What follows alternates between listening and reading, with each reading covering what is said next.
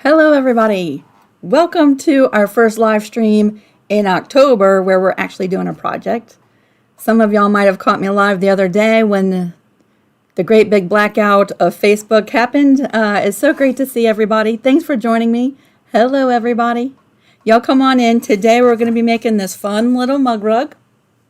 This is what we're making today, and if this is your first time watching, either live or on the replay, you're going to open up the description box to get this free pattern.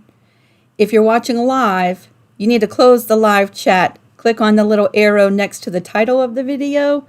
That opens up the description box, and if you're watching on the replay, look for that little arrow next to the title, or if you're on a computer, click the caption that says "See More." Hello, everybody. Oh, it's so great to see y'all.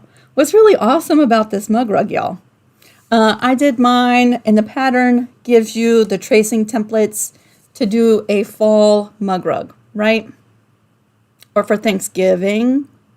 Or you could just leave the leaf off and just give thanks all through the year, right? We should be doing that.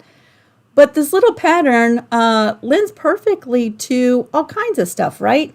You could do a different saying in there. You could do different applique and take the base part of this mug rug and do it for all kinds of themes. So I think that's pretty awesome. I'm going to walk through how to put the top together.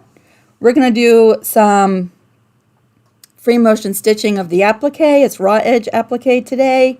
And I'm going to walk you through self-binding this mug rug. In the pattern, there is inch requirements if you want to put like a traditional binding on it.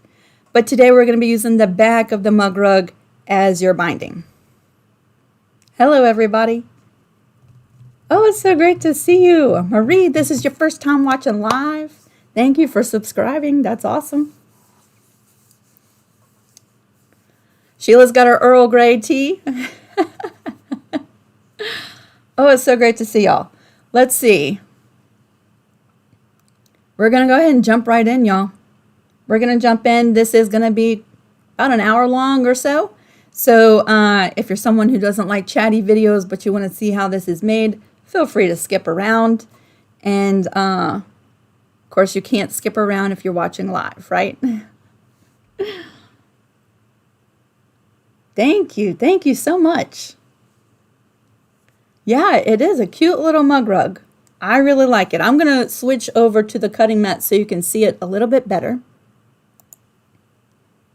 There you go. So you'll see on this one, y'all, that I did some hand stitching the other day. That is, what is that stitch called? I think it's called a back stitch. And I used some DMC thread. And I had a lot of fun doing it. I'm trying to do more hand stitching stuff. And I'm trying to build my tolerance for my patience to do more handwork. And this was a lot of fun. I did a little, I believe that's called a French knot for the little eye above, the little dot above the eye. And I believe that was a back stitch. I don't know all the things when it comes to hand embroidery stitches, but I believe that was a back stitch. So that's one way that you can put the words on this mug rug. But today, y'all, I'm just going to be using a fabric marker. This is a Marvy fabric marker. Let me show you the package that it came in. And if y'all want, I did not put a link for these in the description box. I've shown these before. But if you want, after the live, I can come back. I got these on Amazon. It's a pack of 20. And there's all different colors in here. So that's what I'm going to be using to put the words on my mug rug so you can hand stitch them. I guess you could print them if you could figure out a way to do that. Or just like me, I'm going to use a fabric marker. Vicki, thank you so much. Dari, thank you so much for moderating the chat today and keeping an eye on the chat. Thank y'all so much. Just making sure I'm not missing anything. Here's the thing. When we are, when we're live, it's possible that I'm going to miss your comments. I'm going to miss your questions. So if you can stick around and I've missed your question, feel free to repeat it. But I also will come back later this evening and read the live chat because I missed that conversation. And if you have questions and I missed them during the live chat, I will come back later. Yeah, lots of different possibilities with this mug rug, right? Just the nature of it. You could do all kinds of themes with this mug rug. So let's take a look at the PDF. I think it's 3 pages. It is in the description box. It's 1, 2, 3 pages. Yep. And it's going to go through what you need to make your top. Okay, so you need a scrap piece of fabric for your applique. That's the little leaf we're putting on there. I used an 80-20, or no. You could use an 80-20, a nice thin 80-20. I actually have a Warm and Natural, which is 100% cotton thin batting I'm using today. You'll need a backing fabric. The measurements for your backing fabric does allow for you to use the back as your binding. If you're not doing that, you will square up, you will trim that backing down, right? And if you want to bind this with a traditional binding, you'll need about 41 inches of prepared binding. Hello, everybody. And then over to the right, you're going to see all the pieces and the measurements for those pieces and where they go. And the order they get sewn is to the right. Okay, so you have all of your measurements there. And what we're going to do, because I have everything pre-cut, is we're going to walk through putting this top together. I'm going to self-bind it and we're going to quilt it. Hello, everybody. Yay! We're back. We're back. Let's see. Yep, the instructions walk you through it. And then on the 3rd page, there's your template to trace the give thanks. And there is your leaf template, which has been mirror imaged so that you can trace with a fusible. Before we get started, y'all, I'm going to back out of this chat and see if I can't open it back up. Give me 1 second, y'all.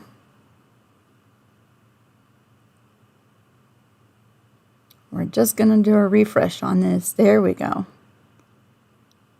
There we go. All right, so let's bring over the stuff that we're going to use to make this mug rug. I ran out of time because I got busy making shirts yesterday, so I've traced my leaf onto some Heat and Bond Light, and I fused it onto my leaf fabric. We're going to cut that out here in a minute. And then I have all the pieces for this mug rug already pre-cut. There's my batting and my backing. I'm going to move that off to the side for a minute because we're not there yet. And what I'm going to do is just lay out these pieces. Whoopsies. I'm going to lay out these pieces exactly in the order that we're going to piece them together, right? And we're going to be using a 1/4 inch seam allowance. And this one goes there, and that one goes there. So that is how we're going to sew them together in that order. Hello, everybody. Thanks for joining me. We're going to go ahead and switch over to the sewing machine. We're going to set our 1/4 inch seam allowance. And that's ready to go. If you're sewing with me live today, I might be going a little faster. So if you find yourself that you can't keep up and you're making mistakes, maybe take a pause on sewing and watch, and feel free to chat with everybody and then finish up after we're done. I don't want to feel like I'm rushing y'all, those who like to sew with me live. So the first 2 fabrics we're going to join together. You'll see that here on the PDF are 1 and 2. We're going to flip the pretty side down on the left side of this main fabric. And we're sewing that seam with a 1/4 inch seam allowance. And let me get my iron warming up while we do that.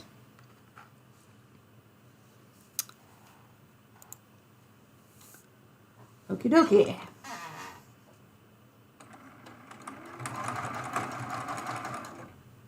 We're just going to match up those two raw edges right there.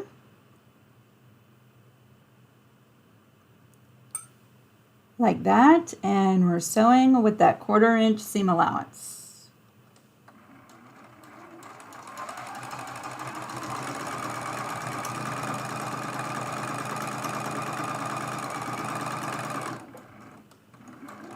All the way, edge to edge.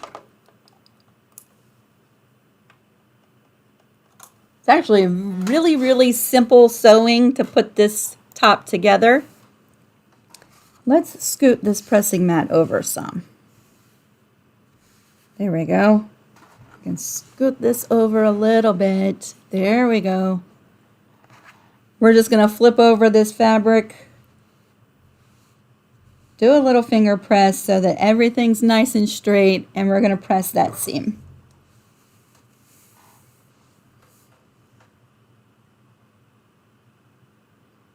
So what are y'all working on this week? What is everybody up to this week? You know, we have Halloween coming up. We have Thanksgiving coming up. And Christmas, you blink an eye and we'll be at Christmas. What is everybody doing? All right, so you'll notice once we have pressed that first piece, that the top and the bottom should be the same length from left to right, right? So it doesn't much matter which one you add first. They're both the same. We're going to flip this top one over. And we're going to match it up right to the top like that. And while we're at the sewing machine, I'm going to bring in this bottom fabric and sew that at the same time while we're there.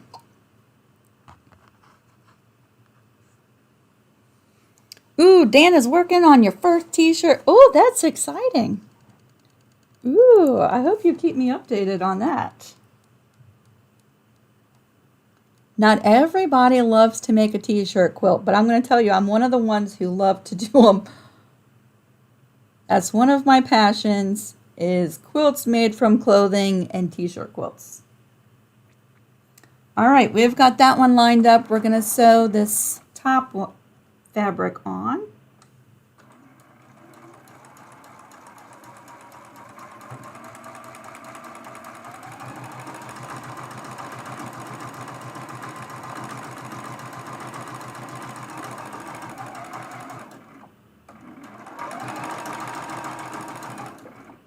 And then we'll take that off.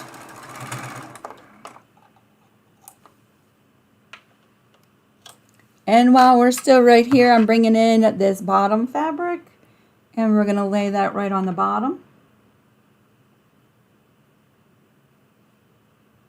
And we're going to sew that seam.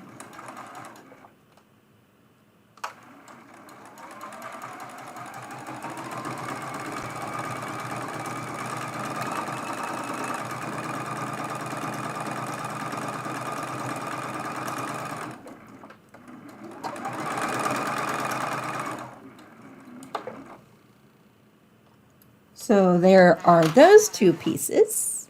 See how quick this top goes together? If you're someone who has an Etsy shop, if you're someone who does consignment booths, selling your stuff, maybe you do craft markets, this would be a really fast addition to your inventory.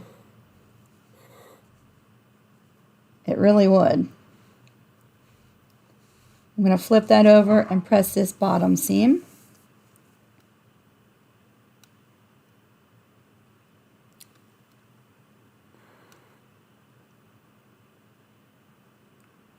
And then we're going to flip it over and I'm going to press that top seam.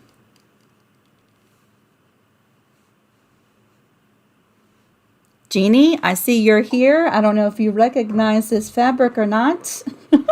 This is one of the ones that you sent me not that long ago. Is it? Is it? Or is it one that Valeria sent?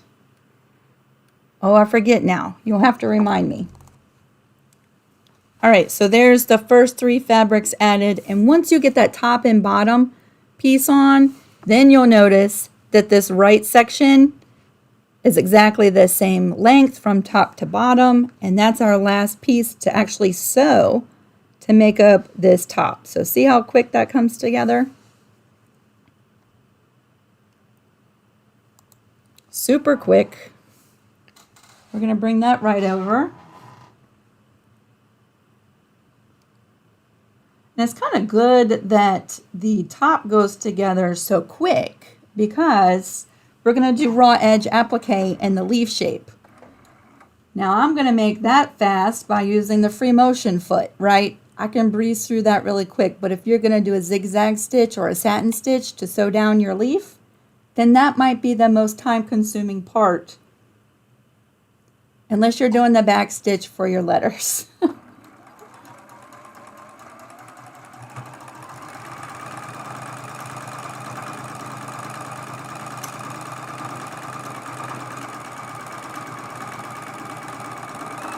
I really feel like this pattern just has so many different ways of doing all the things to put it together. So many different ways. We're going to press that seam, and then the top is all together.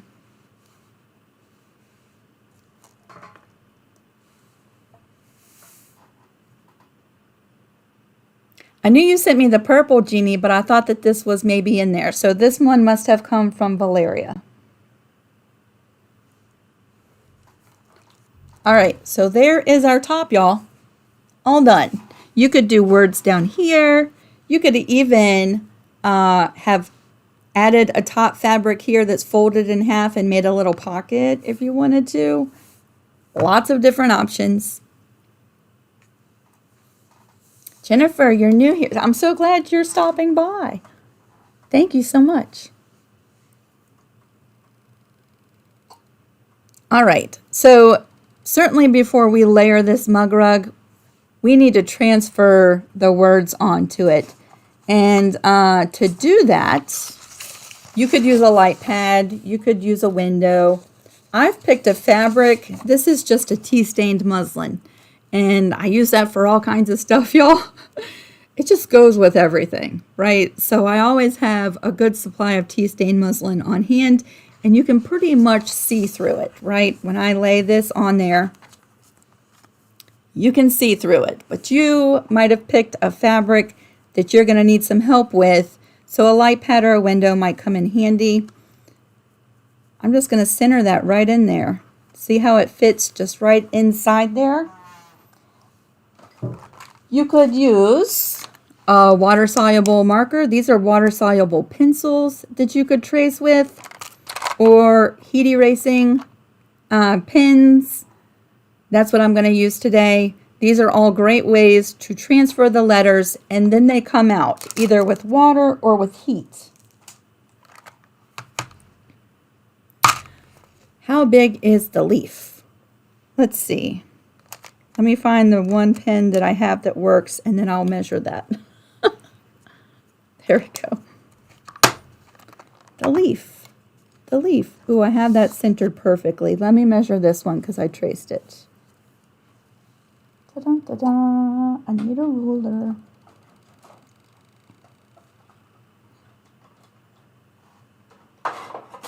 Let's use this one. Let's see. It's about 4 inches wide from side to side, and it is about a little under 3 3/4 inches tall. So I hope that's helpful. All right, I'm just going to trace these words using a heat erasing pen. Actually, I'm using a fabric marker today. So, all right, so if you want to hand stitch or free motion stitch on your sewing machine, or maybe you want to stitch your letters using a satin stitch, you could do that. You could use a heat erasing pen or a water soluble pen. I'm just going to go for it, and I'm going to trace it with my fabric marker, right? Because I don't need to get rid of the letters once I'm done. So Let me see if I can do that. My hands are a tad bit shaky today. I didn't account for that when I thought, let's use a fabric marker during the live.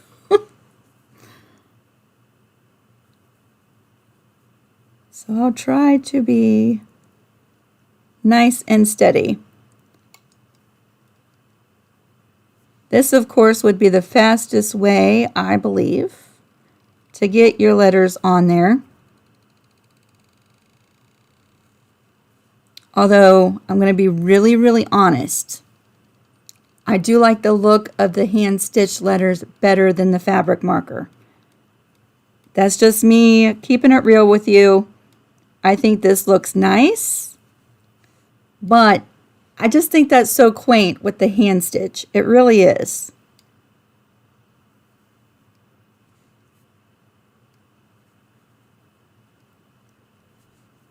Concentrate, Lisa.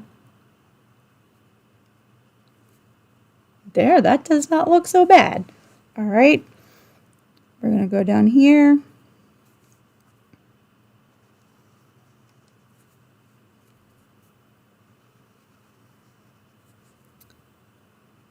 And we're tracing.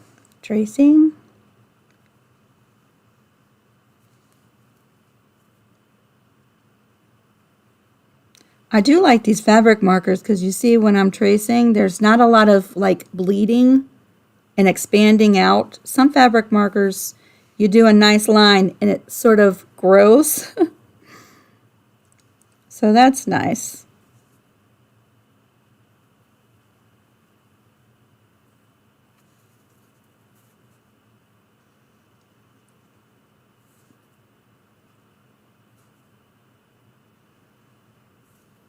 All right, we're on our last letter. Good job, Lisa. Good job. Yay, I did it without messing up. All right, so there's my letters, right? Now, all types of fabric markers come with setting instructions to make them permanent. These, after 24 hours, I believe they're permanent. You could wash this mug rug and your letters would not fade, right? But read the package of whatever type of fabric marker you're using. Now, while we chit chat, I'm going to take the time to cut out this leaf. What kind are your fabric markers? I'm going to put them right here. I'll put a link to them. They're the Marvy fabric markers. And I got them on Amazon. I forget how much they were, but for a pack of 20, I don't remember it being expensive. I don't remember it costing a lot.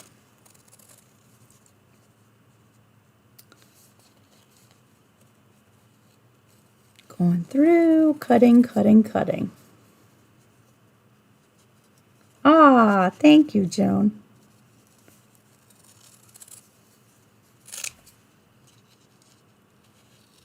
I kind of like these leaves that we've been doing, y'all, because even if I don't stay on the lines, you can't tell.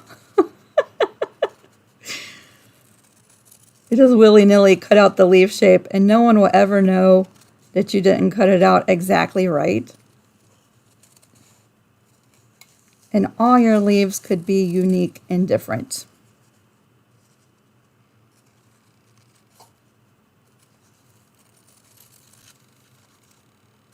I'm trying to go through this pretty quickly.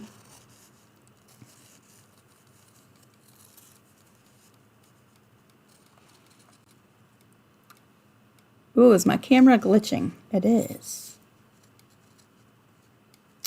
Sorry about that.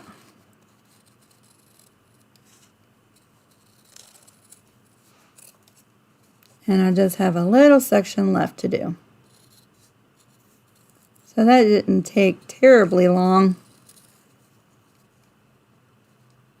It's actually kind of nice that I did this during the live so you can see about how long it takes to cut the applique out.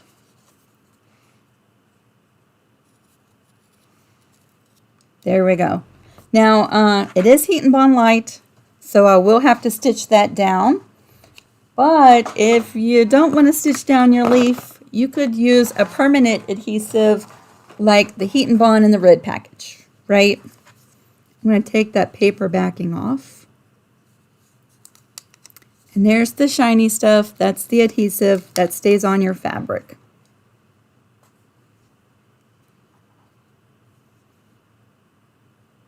All right, we're going to go ahead and fuse this down before we create our layers. So let's bring this over here. And let's figure out where we want to place this one. I think, remember, we're going to have a binding that comes down over top. So this one, I might cover up. I want to show you. I put the leaf on after I did the binding process on this one. Let's go ahead and do that again because I overlapped my leaf onto the binding. And because I used the same fabric for the leaf as the binding, you can't see it too much. But if you use two different fabrics, that would be so, so cute, right? I'm going to go ahead and do that. So let's hold off on fusing that. And let's bring this in. I'm going to go ahead and layer my project. And guess what? Before I even quilt it, I'm going to do the binding. I'm going to fold the binding up over too. All right, so we have our top. I have some warm and natural batting. I'm going to go ahead and glue baste those together. Of course, you could use pins if you'd rather do that. Nope, it's me glitching. It's me. I'm glitching. I'm just taking an Elmer's clear school glue stick and sporadically putting some glue right down directly on my batting. And we're going to line up the top. Let's cover this with just a scrap piece of fabric, and I'm going to dry that glue using my iron.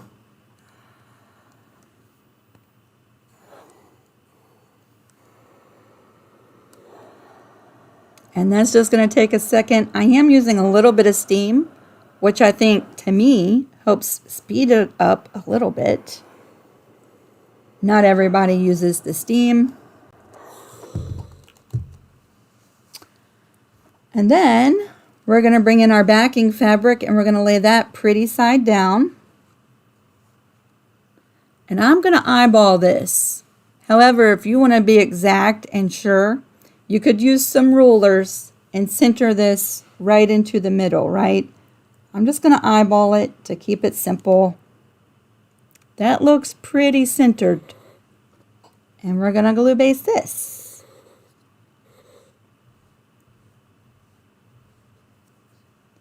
And I like to do it one side at a time so I'm not shifting it around. Like that. Let's go ahead and dry that glue on the back so it doesn't move.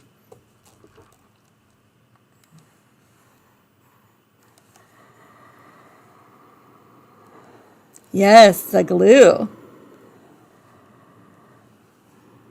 Dan said, how do you prefer to baste your t-shirt quilts? Well, Dan, since I got a long arm, it is so much easier and so much faster because I don't have to baste my quilts at all. That was my main purpose in getting the long arm after I started doing quilts on commission because it saves so much time. Before that, when I was quilting them on a sit-down machine, I had some great big PVC pieces and I wrapped pool noodles over top of them to make great big long bars, and I would roll up the backing and the quilt top on two separate bars, and I would spray baste my t-shirt quilts and pin baste them because I was, these were quilts on commission and I didn't want the backing to have a chance to flip over or to fold while I was quilting it. So it took me forever to baste my t-shirt quilts, but it's really, really an important part of the process. So I used a spray basting, which gave me headaches all the time, but it worked. And I pin basted. I double basted. All right, so normally, y'all, at this part of the process, we would quilt our quilt. Let me tell you 2 reasons why I'm going to fold this binding over at this point before we ever quilt it. First reason, because we're going to use the back as our binding, which means if we're quilting and we stitch into this hanging over, you're going to see those stitches, unless you pull them out, when you use this part as your binding.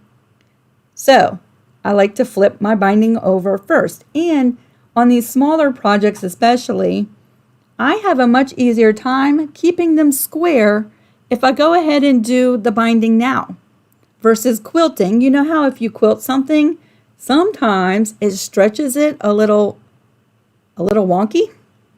Sometimes. If I do the binding now, that happens a lot less. So while we're right here, I'm going to go ahead and do the binding. All right. So many of you have seen this before, but some of you have not. I'm going to take a little bit of this glue. You can use a wet glue. When I'm binding larger quilts, I will use the wet glue because I feel like it's a little bit stronger and holds up a little bit better. But on these smaller projects, I usually just use a glue stick.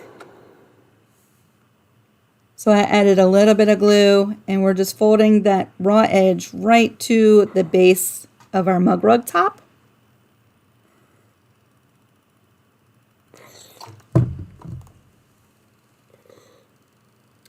And then we're going to add more glue. Those were the Marvy fabric markers. We're going to add a little bit more glue, and we're folding that up right over top.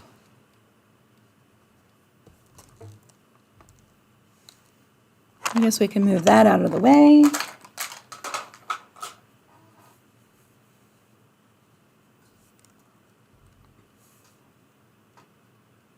Do you have a large long arm or a smaller one? I have a Quilting Pro Series 24, so it has a 24-inch throat space. It's a fairly large long arm, although they do make them bigger than that. You said sit-down machine. I wanted to know if that meant regular machine or a sit-down long arm. Both. So when I first started, I did everything on my Singer Patchwork, which was darn near impossible. That is a tiny, tiny throat space on that machine. So when I started making quilts on commission, I upgraded to an artistic quilter, which I believe is a Janome machine. And that was a sit-down. Technically, I would say it's a mid-arm. It had 18 inches of throat space, but you sat down at it and you did not move the machine. You moved the quilt underneath, right? And I was still getting busier and busier, and it took forever to baste quilts. And so then we traded that in a year later. We traded that in to get the long arm on the frame. All right, we're going to rotate to the next side. I'm going to add a little bit of glue right to this corner, and we're going to fold that so that that folded edge just comes to the very edge of the top, and I'm going to dry that glue.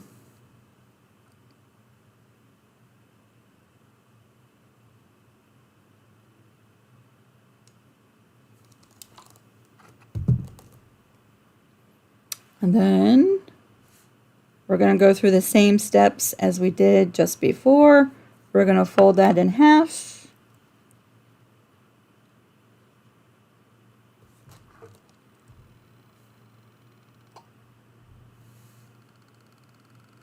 Poppy is much better today.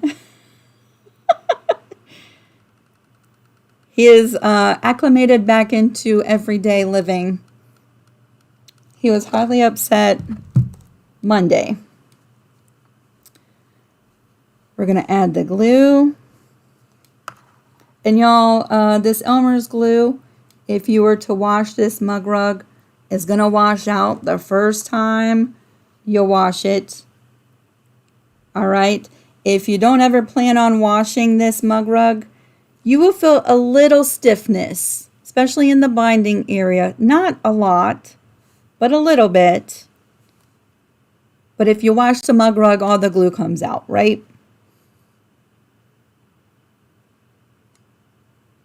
I have not tried precision glue. Cindy, have you tried it? Do you like it? I'm always up for trying stuff that I haven't tried before. We're going to rotate it and then just keep following these same steps, right? We're going to fold over the first corner and dry that glue. Would you ever use this binding technique on a full quilt? Let me tell you, okay, so I made quilts for years and I never did a binding, right? I would always sew the backing on, sew around the edge, and then flip it all right side out. And then as I learned and got more comfortable, and especially in the last several years, right, doing commissioned quilts, I knew I'd have to learn binding.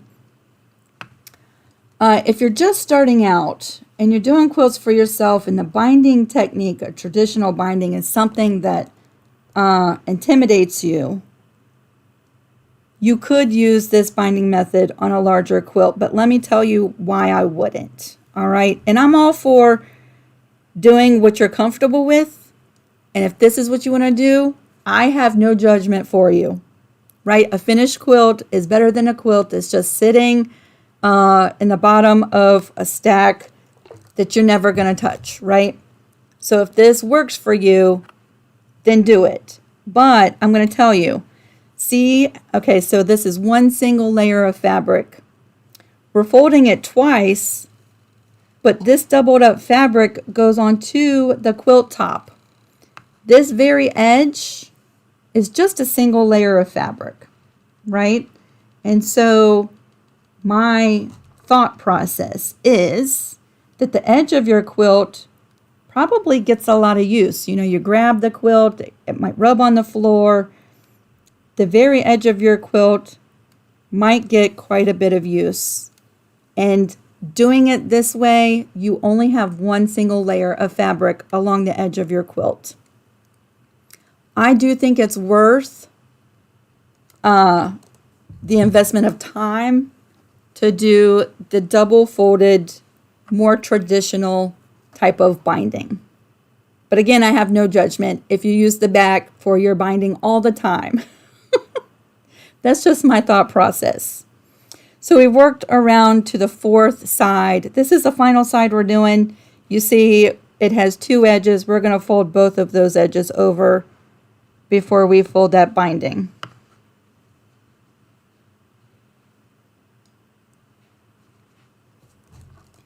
And this will give you a nice, pretty mitered corners, right? We like those mitered corners.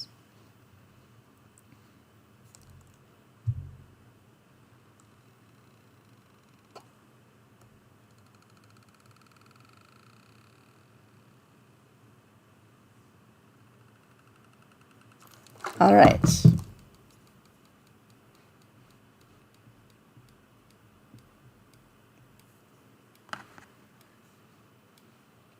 Folding that side up. So the cool thing is, once we're done quilting this, we're all done because our binding's all done.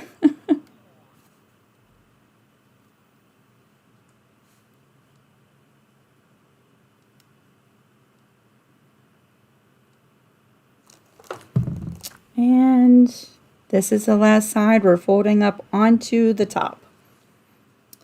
And we'll be done with the glue stick.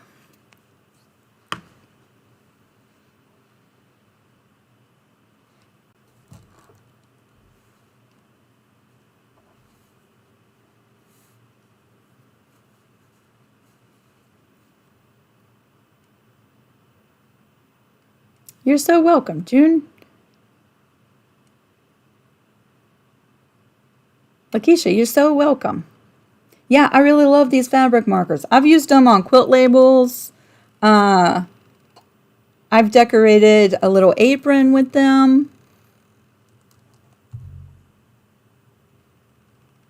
I really like them because you get so many colors and they don't bleed. All right, so there is our binding all folded over onto the top. See how nice and square that stayed? And we're done with that pressing cloth. We can bring in our little leaf now. So, like I mentioned before, you could do this before the binding process. But I kind of want my stem off to the side and not going through my letters, right? So if we turn it like that, it would fit. But I want to do a little bit of a longer stem. So I'm going to overlap my leaf onto the binding. And because I use the same fabric, it's going to blend in. But if you use a different fabric, that would look so cute, extended over top of your binding. All right, so I think that looks really cute right there. We're going to fuse that into place. Pat, yes. There you go. This one, I did a back, pretty sure that's a back stitch with embroidery DMC thread. It was a lot of fun.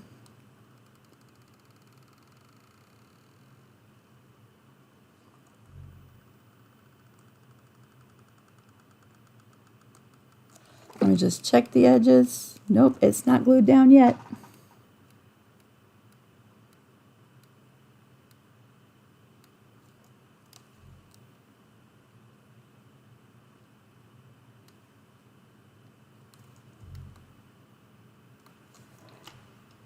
There we go. We're going to let that cool off for just a second.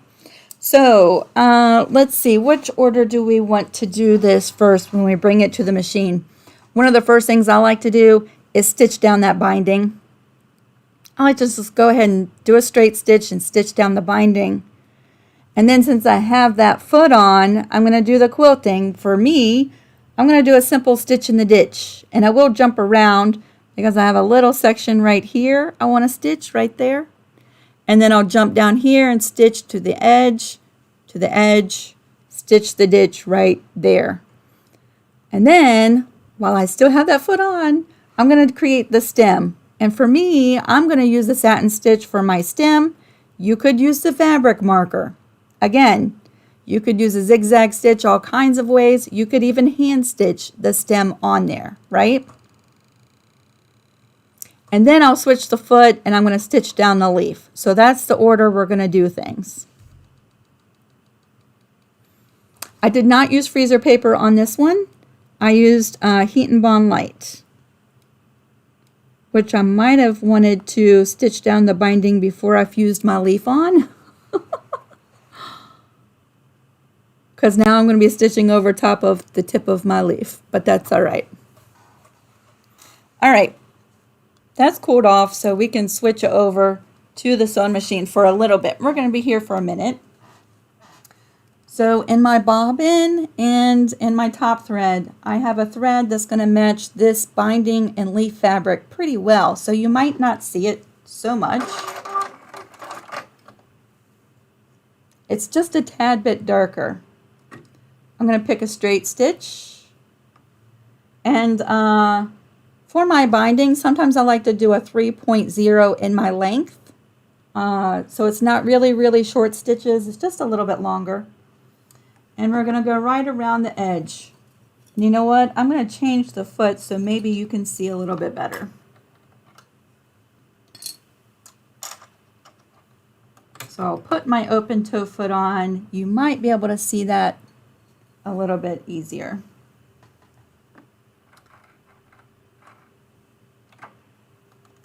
Okie doke.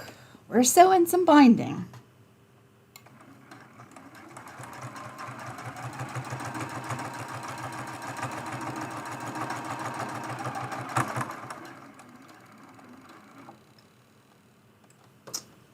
Can you see that? Yep, just a little bit you can see that.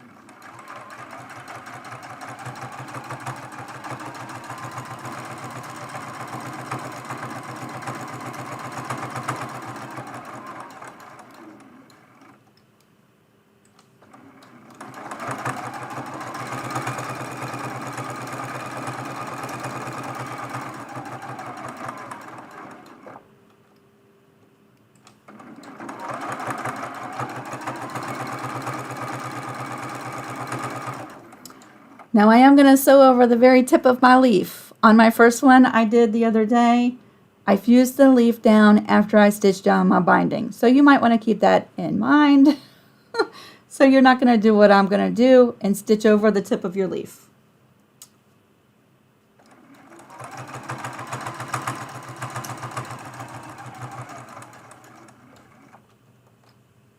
And we're coming back to where we started.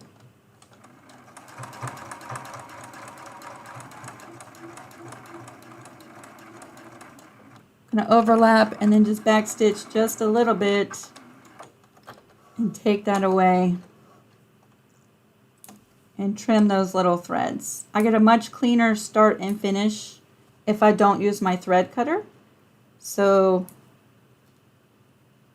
there is our binding all sewn down. So now we can come in and do any quilting that we want to do, right? And I'm going to do a stitch in the ditch for mine. It's really quick and simple, except I'm not actually stitching it right in my ditch. I'm going to stitch just a smidgen off to the side. I'm going to just do this one little top part right there, that little straight seam where we join those pieces. I do want to stitch that. So I'm going to start right next to that binding. I'll lower my stitch length to a 2.6 on my machine. I'm going to take a stitch, stitch, back stitch to lock it. And then I'm going to jump right down here below the leaf.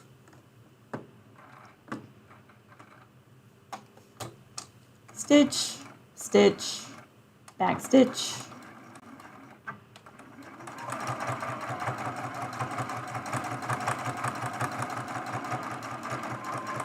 I'm sewing right next to that seam.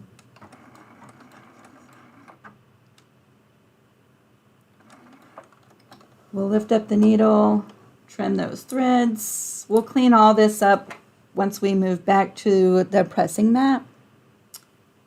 I'm going to stitch this seam.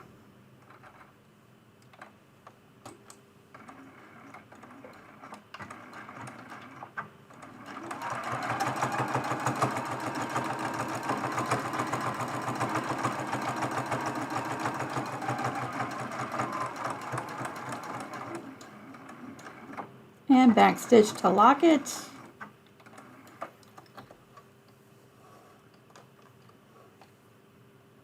I'm not stitching right in that ditch. One reason is because I did not press my seams open. And so for me, when I'm stitching in the ditch, I have a really hard time because there's a little tiny lip. You'll feel that little lip because I pressed my seams to the side. Because I'm using a darker thread, and this fabric is so light, if I wiggle with my shaky hands while I'm stitching in the ditch, you're going to see dark thread wiggle in this light fabric. So I've chosen just to do a straight line right next to that seam in the darker fabric. So if I'm wiggly, it's not going to matter so much, right? That's the reason I'm doing that. Whoops.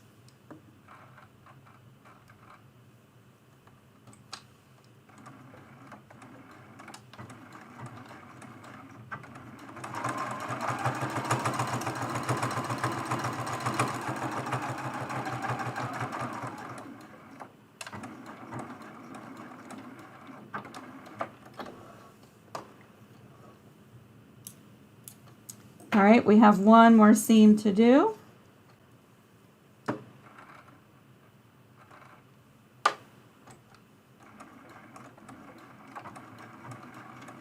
And I really feel like just quilting the ditch is sufficient quilting for this mug rug, but you could do a lot of different stuff with it, right?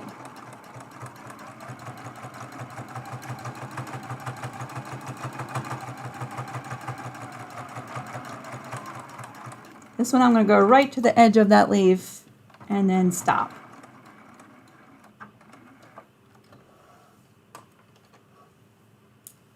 So I have threads all over the place. Let's try to clean this up a little bit.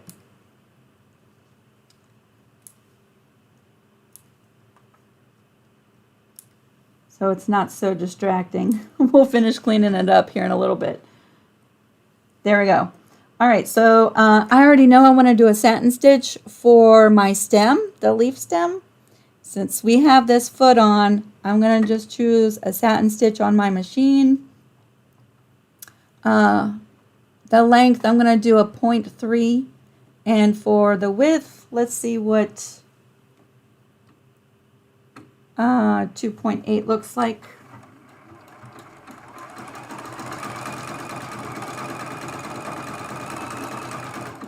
I always like to test it out before I actually bring in my piece. I like that. That'll make a nice pretty stem. So 2.8 on the width. I'm just going to start right here at the base of my leaf.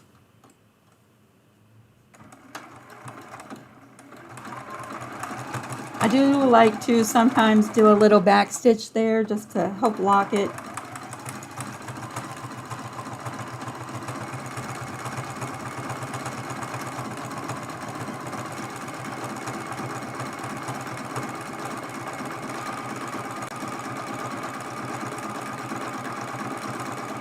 And it's your leaf, your mug rug. You can make it as long or as short as you want.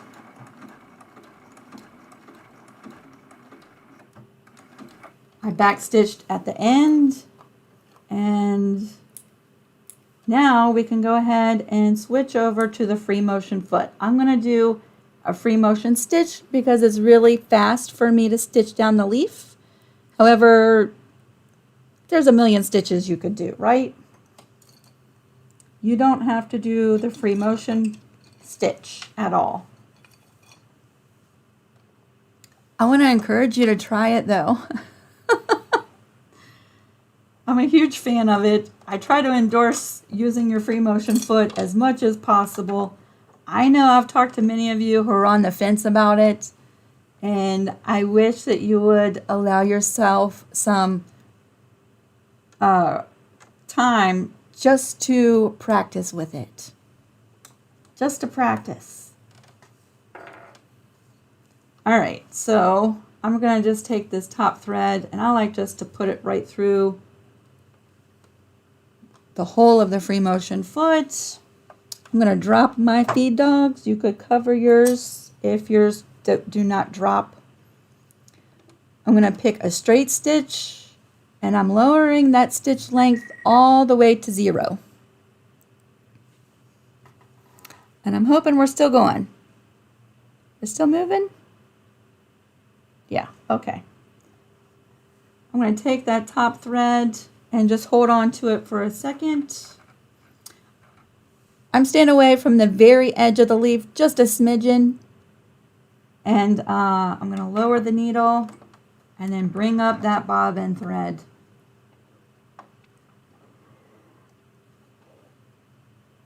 And then put the needle back down into the leaf. And now we're ready to stitch this leaf. I'll take a couple little small stitches. That locks it into place.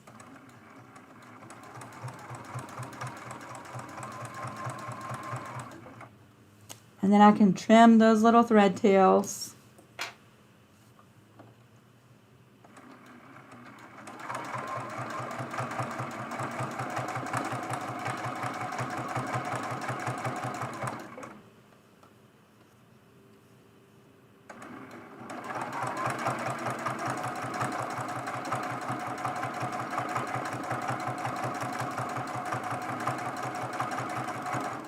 See how quick you can just whip right around that leaf.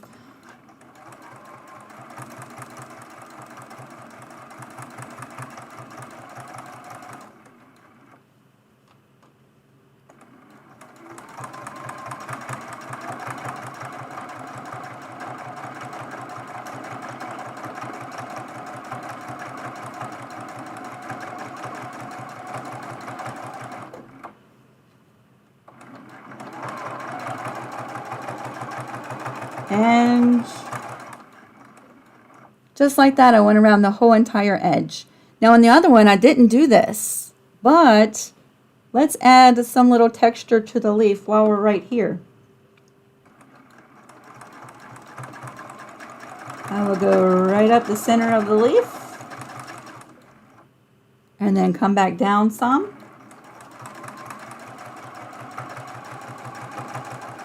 Then we'll go off to the side.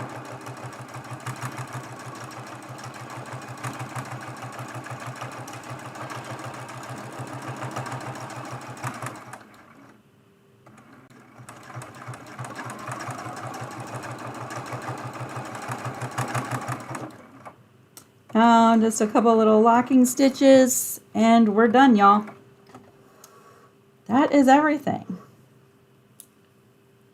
I'm going to bring you over to the pressing mat because I think you might be able to see pretty clear there. There we go. We just have to trim up all of these threads.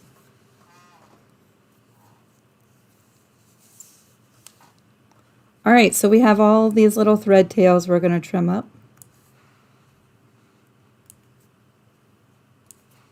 These usually go on my floor. We'll flip it over. See all of those threads?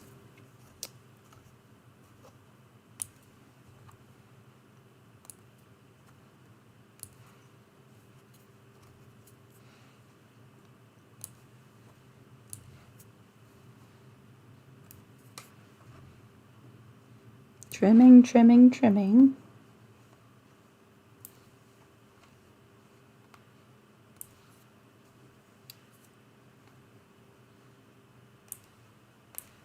I have a little set of tweezers that really helps when you have tiny little jump stitches and stuff. But these are pretty big.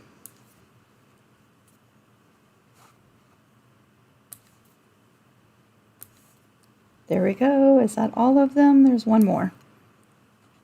There we go. So I'm going to show you the back, all finished. Isn't that cute? You can actually see the quilting. I'll show you the back of this one too. See this one, I'll show you the differences. This one, I fused the leaf down before quilting, right? So you'll see my quilting doesn't go through the leaf. This one, I stitched down the binding and did my quilting and then fused on the leaf. Or no, I did stitch down my binding, then fused on the leaf and quilted first, but I quilted. Yes, I quilted it first and then stitched down my leaf. I'm getting so confused. So see how the quilting doesn't show there, but on the back, it looks like it's quilted through, where this one does not look like that. So it all plays, you know, the order that you add stuff in.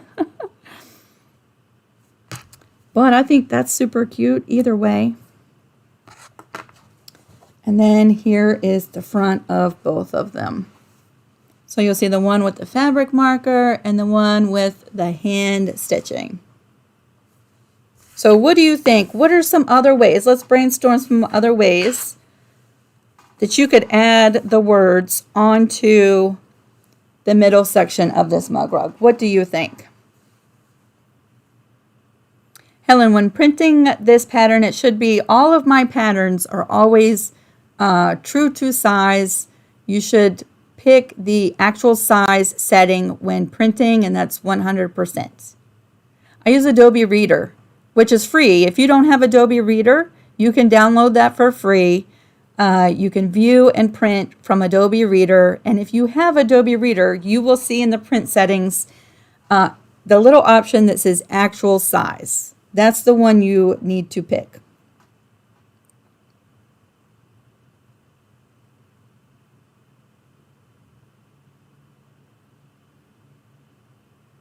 Yeah, I think the veins really add a lot to it, right? This one does not have the veins, and this one does. I like the added extra little quiltiness and the detail.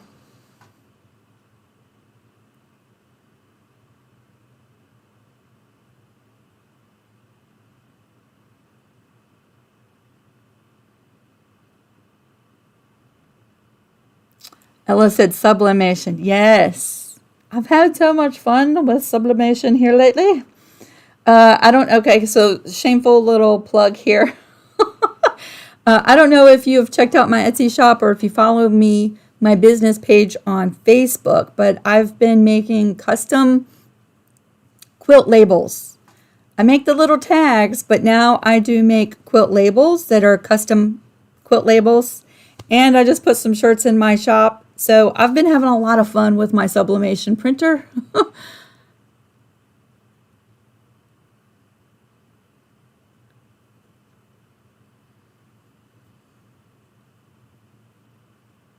Oh, Ella, you sound busy. You have a few shirts and a cup to make today. I saw you posted on Creative Crew a tumbler that you did. Wasn't that a tumbler? Didn't you post a picture of a tumbler? So yeah, printing. That could be an awesome way to add the letters, and then you don't have to do any of that stuff, right? That would be an awesome way to do it. So yeah, if you've just come in since we've gotten started, the pattern is down in the description box. And I don't think on this pattern I have any typos. I don't think I do because I went through and checked all the measurements. I'm pretty good on this pattern.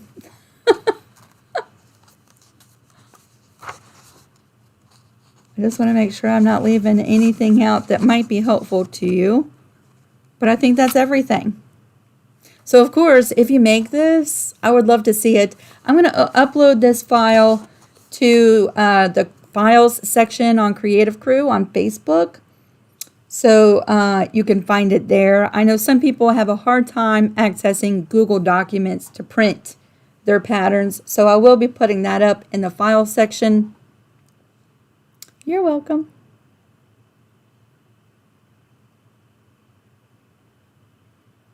Linda said, I would love to try to do sublimation, but she really doesn't need another craft. I know. I know exactly what you're saying. Dari's going to go get her new glasses. Woohoo! Yay! Hopefully your headaches will go away, Dari. Thank you for helping moderate today's chat. What is Creative Crew? Ooh, if you're on Facebook, you're going to have to check out Creative Crew. Okay, so open up the description box. There's a link to join Creative Crew on Facebook. We are almost at 6,000 members. Almost. And yeah, that's a lot of members. And we post pictures. I will upload my free patterns there. There's no selling. There's a rule of no selling. Nobody sells anything there.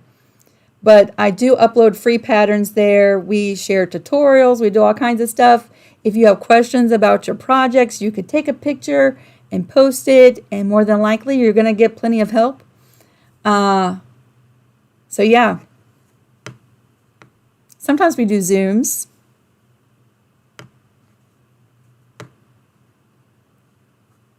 Judith. That's a great suggestion. Use a photo sheet and run the lettering you put on it. Yes. What was I saying before? What was I saying? I forget now. Oh yeah, if you make this, I would love to see it. So post a picture on Creative Crew.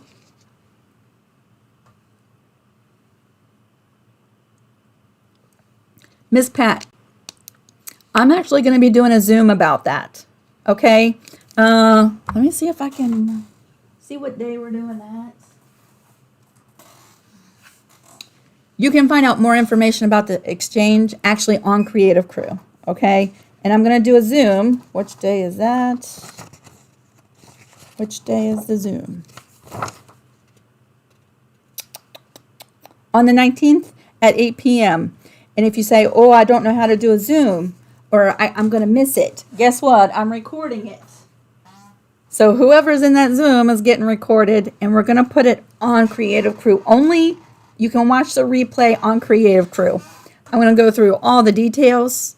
You're going to be able to ask questions. Everybody else can ask questions, and it's all going to be recorded.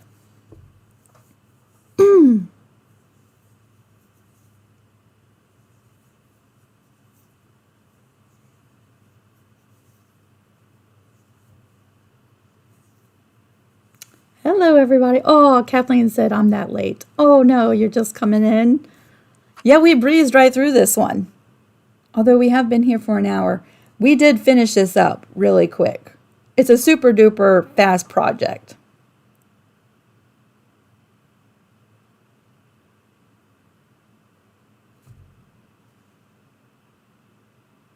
Super duper fast.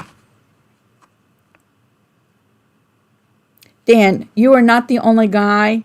We have several guys over on Creative Crew, but I know several guys that watch my channel. They don't always make it to the lives.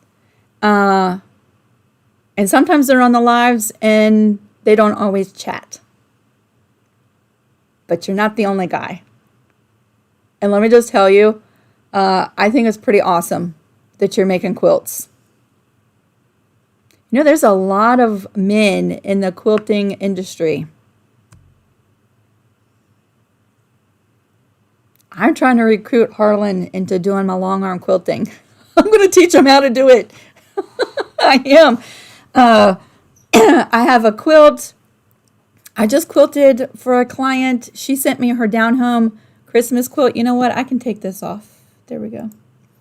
She sent me her top, the down home Christmas quilt top, and I quilted that for her. It turned out so good. And I have another one coming. It's supposed to be here tomorrow. So I'm expanding more into doing long arm quilting as part of my business and getting busier and busier. I would love to recruit Harlan and teach him how to use the computer. That would be awesome.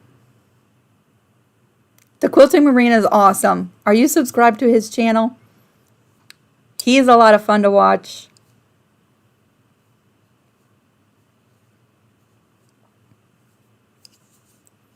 For the Creative Crew Zoom about the swap, 8 p.m. Eastern Standard Time. Yes, next week.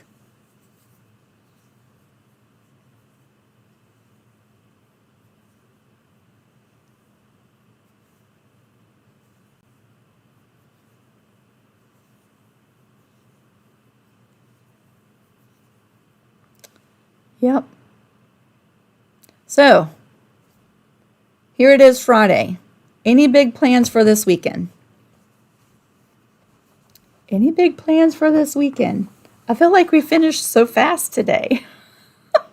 We finished so quick. Linda said, I love my long arm, still perfecting free motion quilting and pantos. I'm going to tell you, since I got the computer, I've done less and less free motion quilting. I think if I were doing a really special quilt for myself, I would turn off the computer and free motion quilt it. But for clients who really like to have an idea of what their quilting is going to look like, the computer all the way.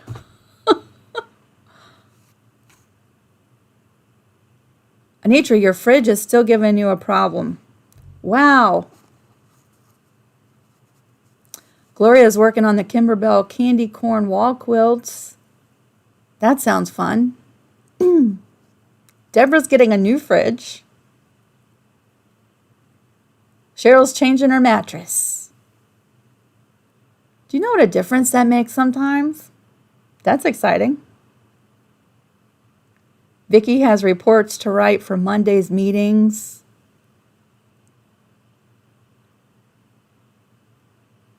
Linda's quilting 2 quilts this weekend. Kathleen's finishing up a quilt. What's a good source for fat quarter packs and jelly rolls? All right, before we go, y'all chime in. And that's one of the reasons why I love to do the live, right? Because if you're here, you can get some quick help, right? But Deborah, what I suggest also is coming back to this video in a couple days, because people who can't make the live will watch later, and they sometimes add suggestions in just the regular comment section. So come back in a couple days to check. But do you have suggestions for fat quarter packed and jelly rolls? So yeah, might be an awesome place.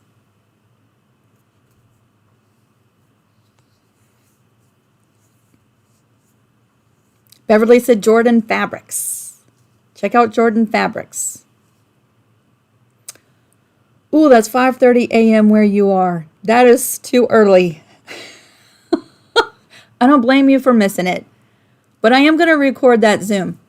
So if you don't want to be recorded, that Zoom is going to be recorded, right? And we're going to be talking about the exchange, and I'm going to post the replay on Creative Crew in case you're sleeping. Delia said, I need to sew, but just not feeling it. I think there's some others who feel like that as well here in the live chat. So you're not by yourself. All right, here you go. Fat Quarter Shop, Missouri Star. Fat Quarter Shop. Your local quilt shop. Missouri Star Quilt Company. There's lots of suggestions right there for you to check out. The Zoom is on, I think it was the 19th.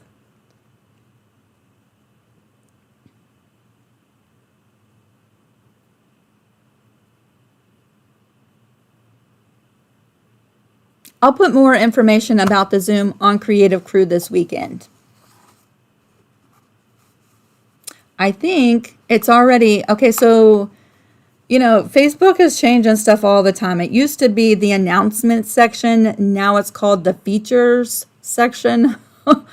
If you go to Creative Crew and you go to the very top, there are 2 announcements pinned to the top in the features section. If you click that and you open them up, it'll tell you right there the day of the Zoom and what time it is. It'll also tell you all the specs about the swap. But if you have questions, join me in the Zoom. All right, everybody. I have a very important date this afternoon. And then I think I'm going to make some more shirts this afternoon. And I'm working on next week's pattern. So just to give you a heads up, the other day I streamed live the day that Facebook went down. And I'm going to tell you, I kind of really loved just streaming and talking to you. Because while I was sewing today, I missed so much conversation. And I kind of liked being able to chat back and forth and not miss anything. So I do think, plus it'll take off a little bit of stress load. The last couple of months, we've been doing free pattern every single week, right? When we stream live. I think I'm going to cut that down. And one Friday a month, at least, we're just going to stream. And if you have questions and you're not on Facebook, that's a great time to join during that live, right? Plus, you still have the community of everyone who usually joins us live. And it'll give me a chance to slow down a little bit.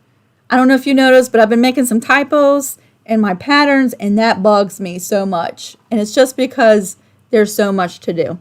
And I think if I just slowed down on that, but still streamed live with you, I might be able to pay more attention. Not saying I won't make mistakes on my patterns, I am going to, but maybe less, right? Maybe less. Oh, y'all are so welcome.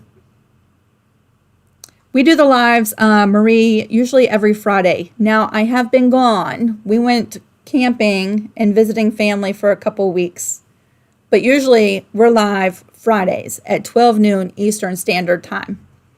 And if I'm not going to, then you know well in advance that something's coming up and I won't be here.